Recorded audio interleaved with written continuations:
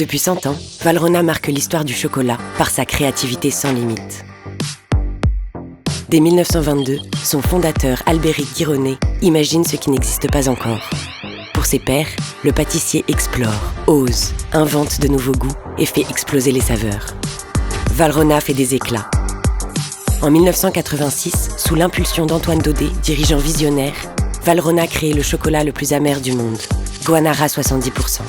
La maison est alors la première à parler de pourcentage, un nouveau code que bientôt le secteur entier reprendra.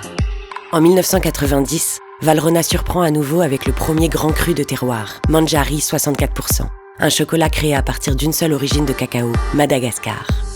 1998, naissance de Grand Couva, le premier chocolat issu d'une plantation unique à Trinidad qui invente le segment des chocolats de domaine. Quelques années plus tard, Valrhona déploie dans le monde une équipe de sourceurs et lance la gamme Les Cuvées du Sourceur. Et certaines découvertes surgissent parfois sous nos yeux, c'est toute la poésie du hasard.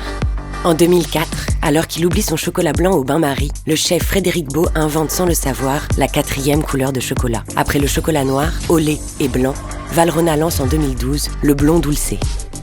En 2015, Mananka 62% et Itakuja 55% éclaboussent les papilles. Deux créations issues d'un procédé innovant de double fermentation qui infuse le chocolat de notes fruitées inédites.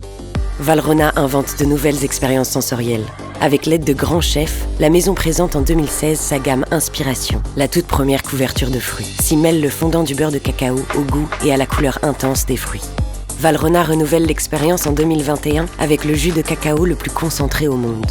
Oabika, issu du mucilage, la délicieuse pulpe blanche jusque-là non valorisée qui protège les fèves de cacao dans leur cabosse. 100 ans de recherche et de développement, aujourd'hui célébrés avec le chocolat Komuntu 80%, un cru légendaire. Imaginé avec 100 personnalités engagées, 100% des bénéfices récoltés durant l'année des 100 ans de Valrhona seront reversés aux producteurs de cacao. Aujourd'hui, demain et pour les 100 prochaines années, Valrhona continuera de faire bouger les lignes du cacao et du chocolat.